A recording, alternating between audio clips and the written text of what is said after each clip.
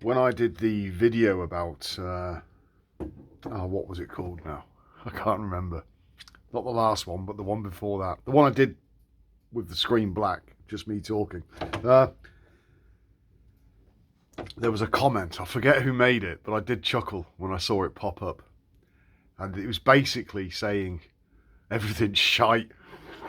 There's nothing in this world that turns me on anymore. It's all dull.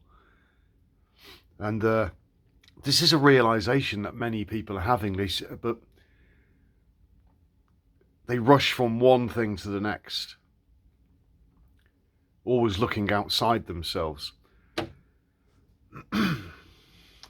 Everybody is a seeker.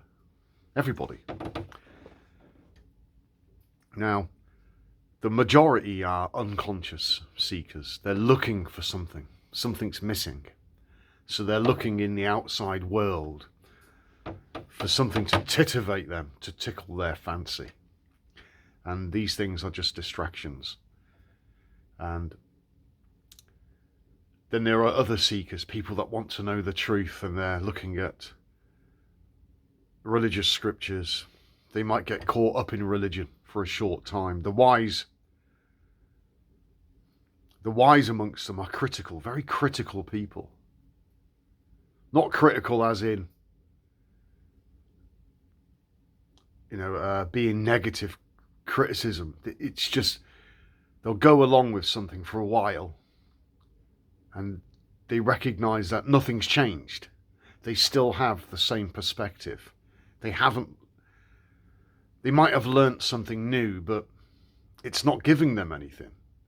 They have knowledge, but still no experience, you see. So even me talking about these things, it's just knowledge. Whereas you need to have the experience. Knowledge and experience begets wisdom. And it takes time. Because when you understand that you are living in an avatar, your body, and half of your body, it's not even yours. Half of it comes from your mum, half of it comes from your dad. But you might look in the mirror and recognize yourself. I've said this before, and I don't know if people do it, but I encourage you to do this. It's a little exercise. Go up to a mirror and go close to the mirror and just look straight ahead. And don't focus on your reflection. Be mildly aware of the face looking back.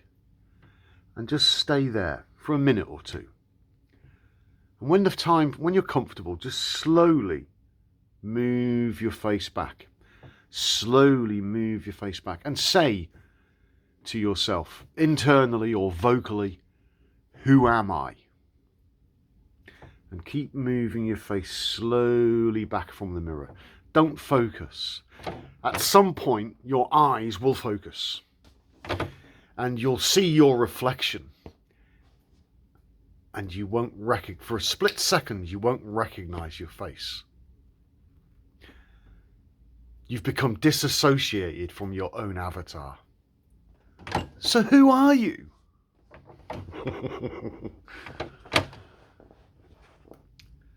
And when you go within, it reveals itself to you. But this happens with time. It happens with, the cleaner the house is.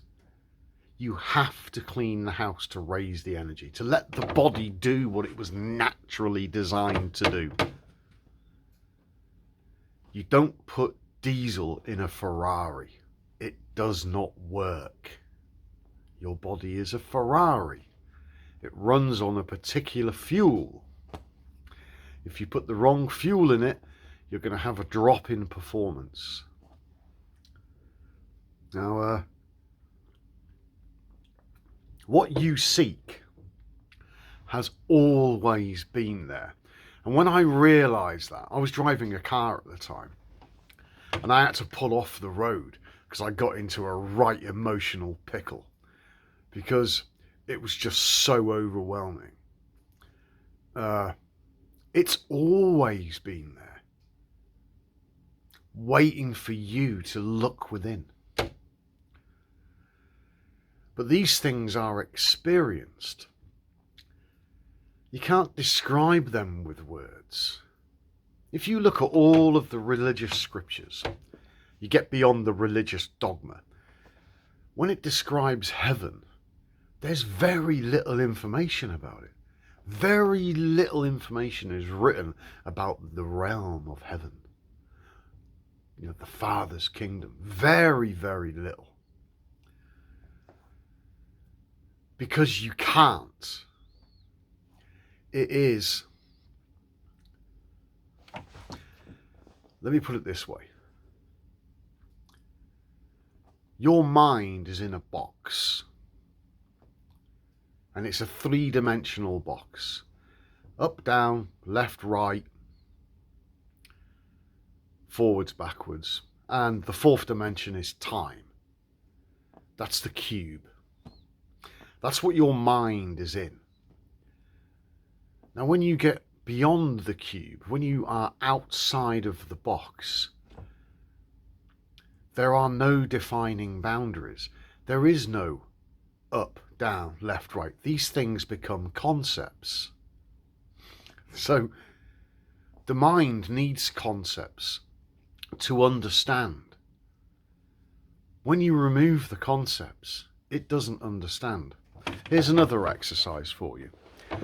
Try to imagine another reality completely different from this one. And then you will realize that your mind is incapable of creating something completely different from this reality because it's in the box. It's not in the nature of the mind to go outside the box. It needs the box. The box is this three-dimensional reality, by the way. Now, when you put the mind aside in meditation and you have silence within, it reveals itself. And it is not, you can't describe it. It's just, words become pointless, worthless. It's an experience. Now, so the mind, the body is finite. It has a use-by date, okay? Like an engine in a car. It might be designed to run for 300,000 miles before it needs an overhaul. The body is no different. It has so you could lead a really healthy life and then get hit by a bus. You could leave a really poor, really bad life and live to be 100. So it's kind of the luck of the draw. It's all in the hands of God, so to speak. But that's the finite reality of the avatar in the physical. So nobody is promised tomorrow. That's why it's important that you seek today and every day until you find. Now, it reveals itself as well so subtly initially, and then then the ego intellect starts to notice things like like synchronicities,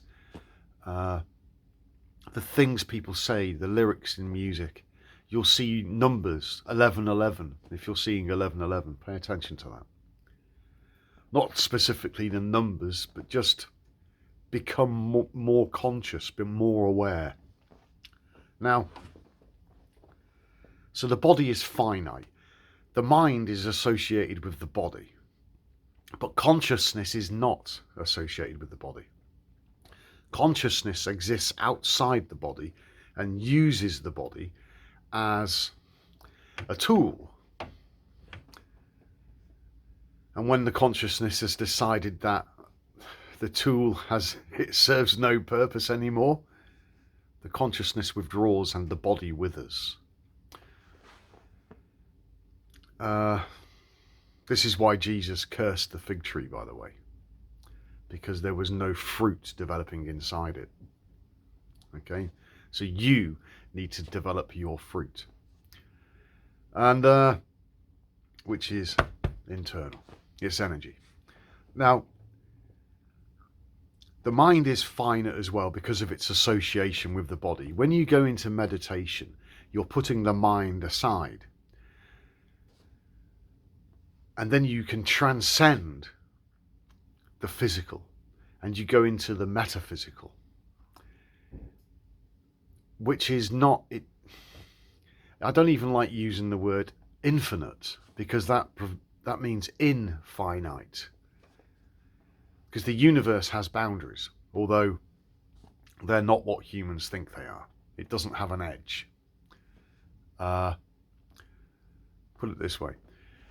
Do your thoughts have a weight? Can they be measured? Where does a thought start and where does it end? Does it have a beginning, a middle and end? No, because it's metaphysical. It's not tangible. It's pure energy in essence. And this realm is, it's not infinite means it's inside finiteness, but it is and it isn't. And one can't exist without the other.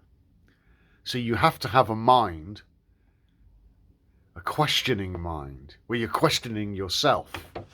Saul or Shaul in Hebrew, it means question him. So you're questioning yourself. You're starting to look within. Because these people that are starting to question everything, question the external narrative of politics, the dogmas of religion, the tribalism of society, the creeds, the cultures, and you just don't buy any of it anymore, and it just leaves a bad taste in your mouth, and you're shunning it, and you're walking away from it, and you're starting to invert. Everything's starting to go within, and that's where you need to look, and you look. This is why everything's so counterintuitive. You look and you ask questions, right? By being silent and by closing your eyes. So that's the act of meditation. Prayer. See, you're putting the mind aside. When your brain is at a certain state, there's different brain waves.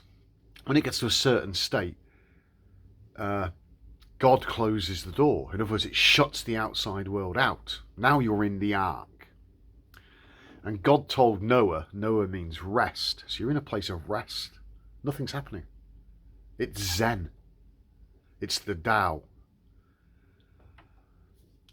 God told Noah to put a window in the roof of the ark, which is a bit odd because you'd think that the window would be in the side, so you can look out of it and see land. But no, put it in the roof. Why would you want a window in the roof? Because you're looking for land, aren't you? If you're Noah, you put a window in the roof. So it's symbolic of the pineal gland, the seat of consciousness. It's also referred to as Jerusalem, Yerushalayim, which means from the source from where light flows. Okay? So the light of consciousness. Now, to be conscious 100% is impossible with a carnal mind, because the carnal mind's a fucker. You know,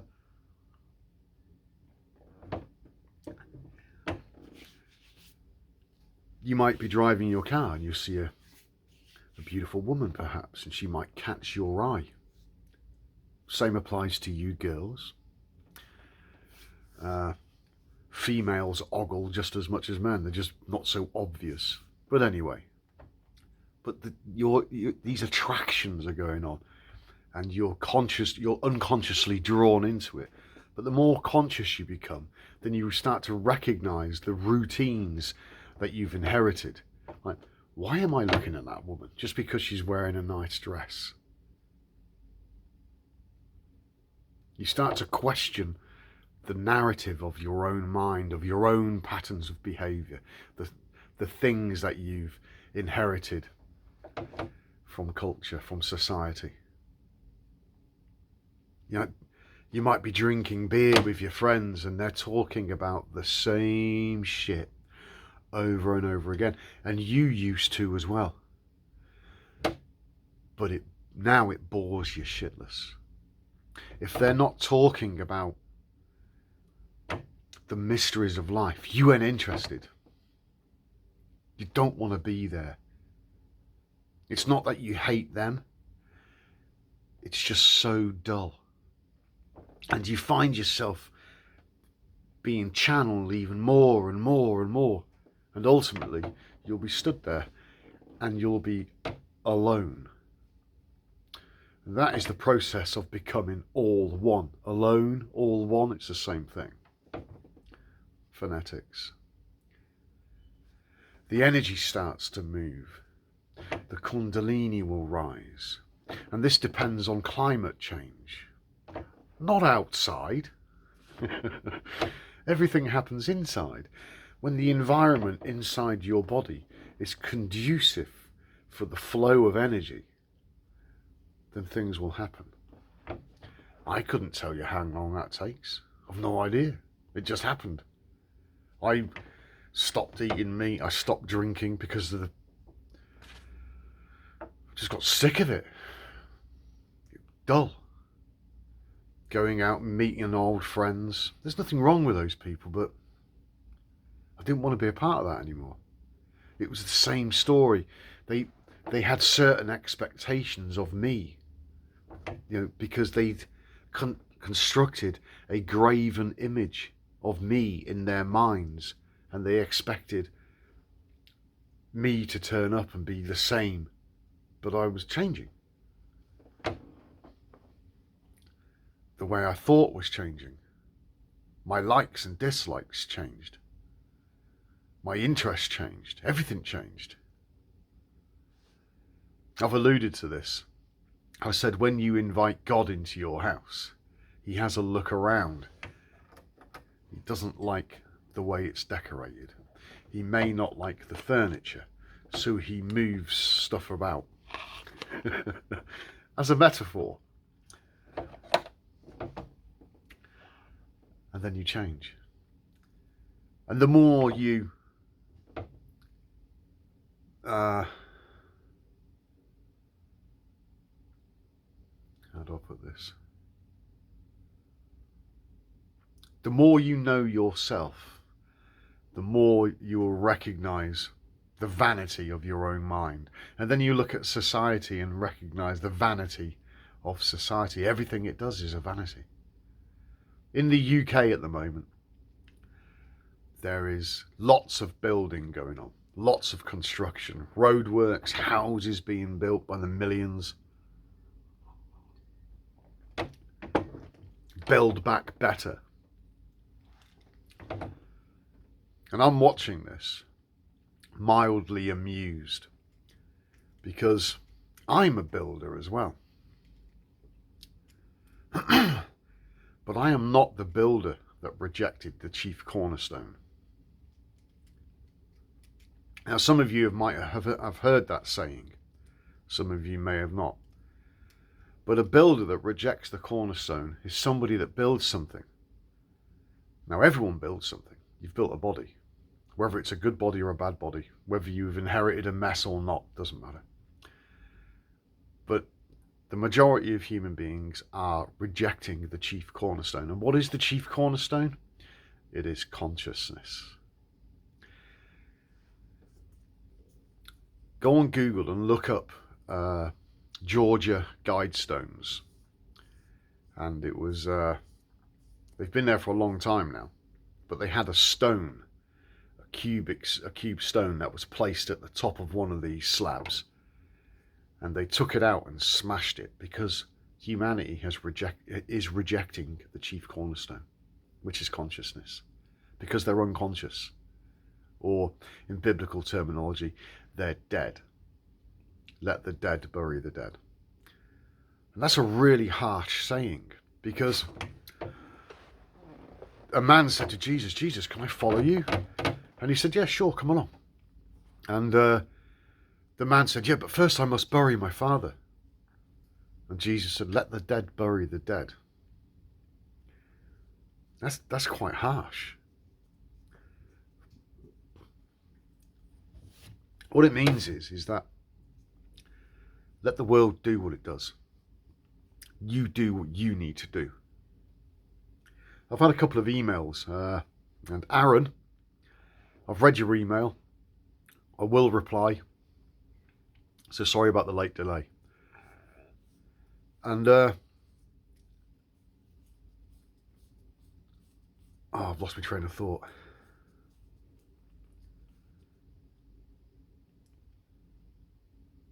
You become to know yourself, and you die to yourself. You will lose the life that you had. Not because it's taken away from you, it's because you reject it. And you're going to you'll do things more as an individual. You don't want to be informed anymore. Not from external sources. You don't want your inner self to be informed from anything external. You want to be informed by your own higher self, by your own consciousness. You want it to flow through you. As we go about our day to day, to be truly conscious is difficult.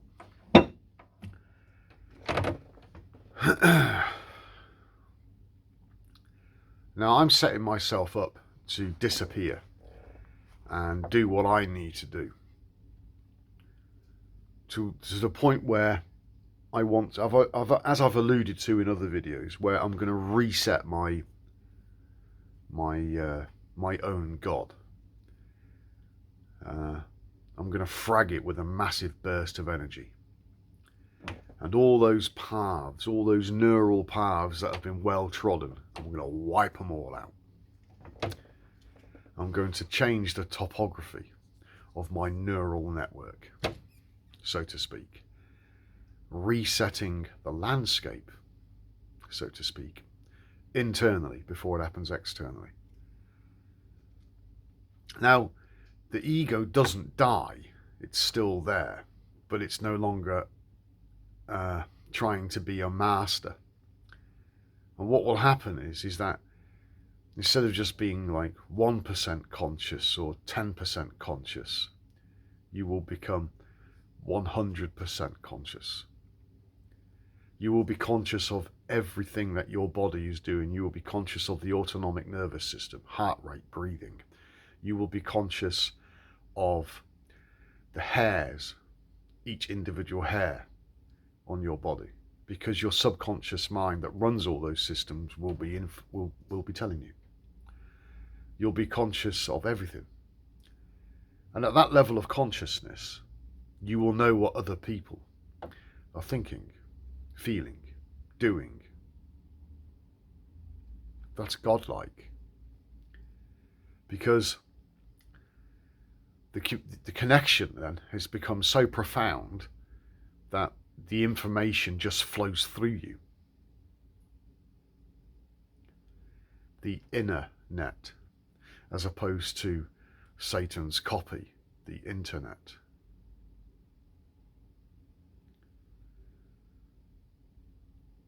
And the ego will be there to facilitate communication.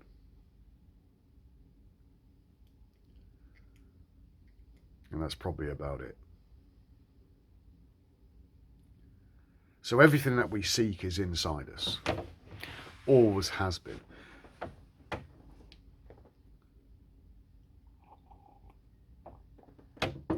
So why is it so hard to find? Because, man, I've had some fucking rages. I'd go nuts trying to figure myself out. And then I just threatened to fuck it off, right bollocks to this. I'm just going to go back to eating meat, pouring alcohol down my neck. I'm just going to blow it off. I'd have probably topped myself at some point as well. But then I realised that it's just the mind. The frustrations of the mind. The constant demands of the mind. The constant threats of the mind.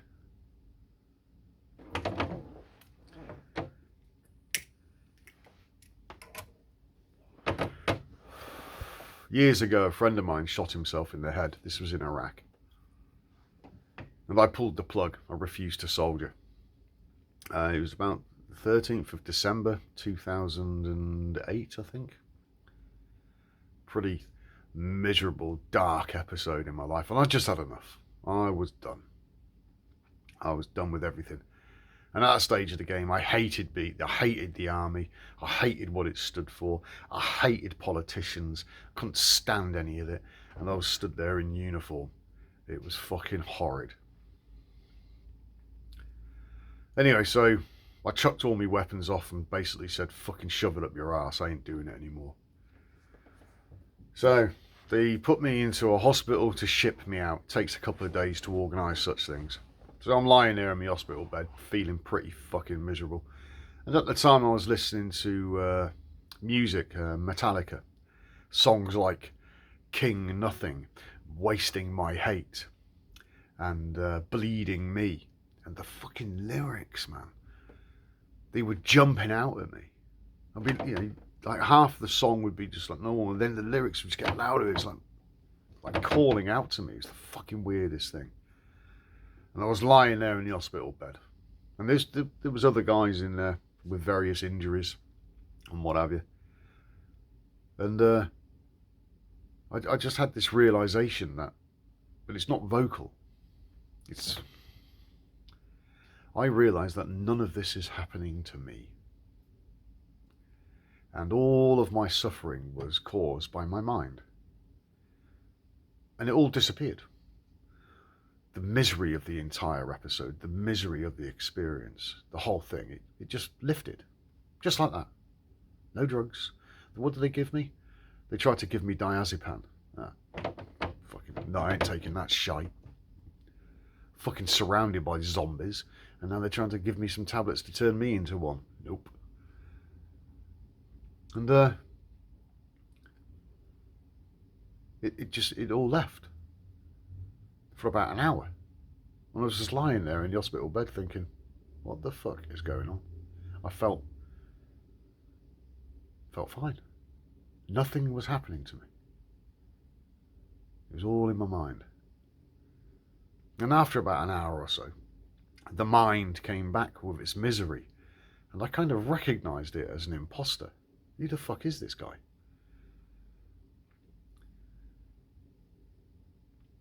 Jesus says, I come to bring division.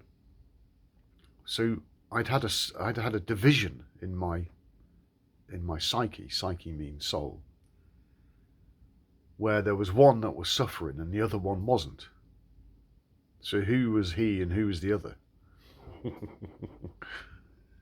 It fucking baffled the fuck out of me. I thought, fucking hell, I'm schizophrenic.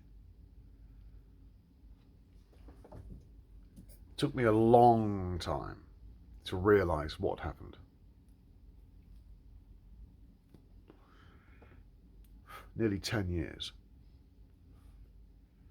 There's some delayed gratification there. But nowadays, when things are shitty, I can call that place up at will. And I can separate myself. But still allow the ego to do what needs to be done. But without the fucking misery or the sob story. Without the ego pulling my energy down into Sodom and Gomorrah, the lower regions of the body, making you feel like shit, making you feel miserable. So it's become a servant.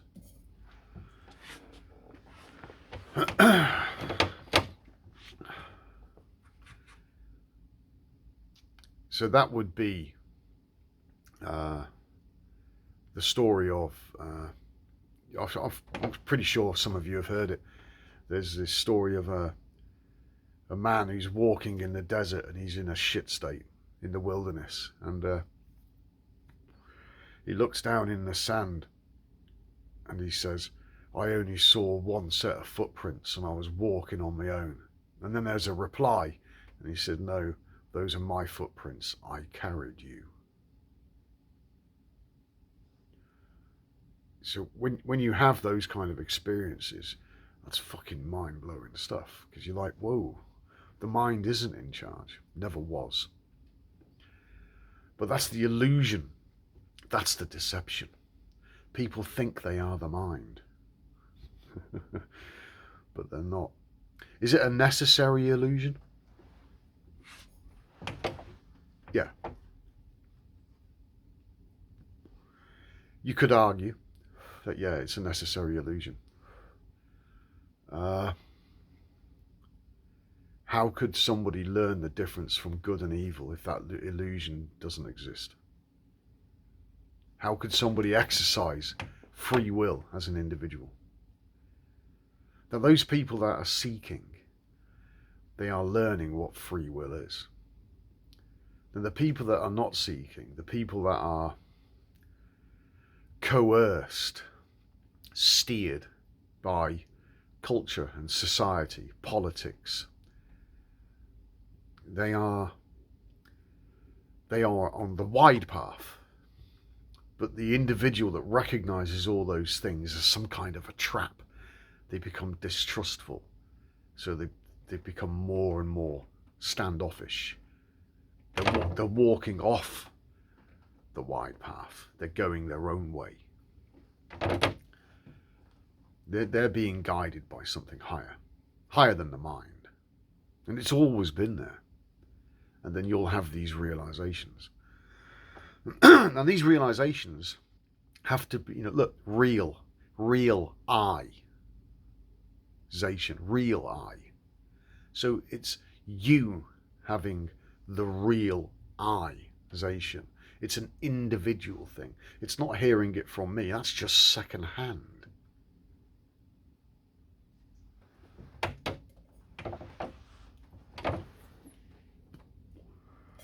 And the cleaner your house becomes, you clean your body and it starts to function as it was designed to function. Meditation cleans the psychology. Psych means soul. Ology, science of the soul.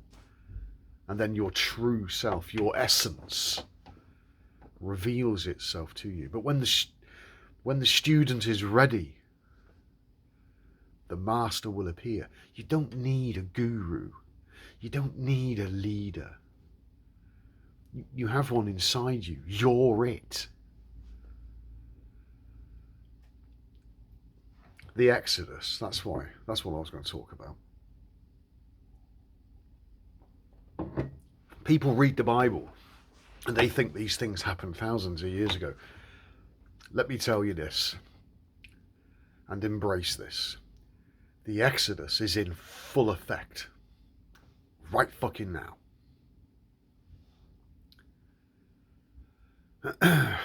Now the people that have been called out of Babylon, the chosen ones, the elect, call it what you want. Whilst the world is being told to put its mask on, the mask is your persona, which means mask. That's what it means. You're trying to tear your mask off, trying to reveal who you really are. And then when you have that realization, fuck.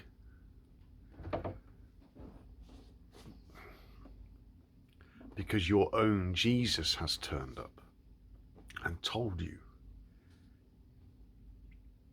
You're being informed from within, not from outside. And he tells you, don't tell anybody. But you'll try to.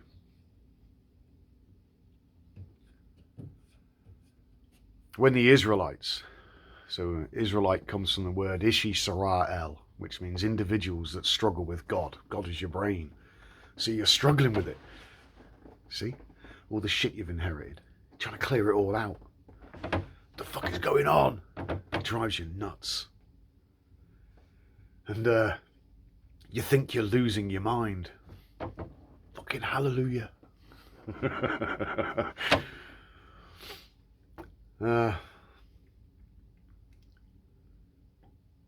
When they were in the desert, God fed them with manna from heaven. And the manna from heaven is the sacred secretion. And when your house is really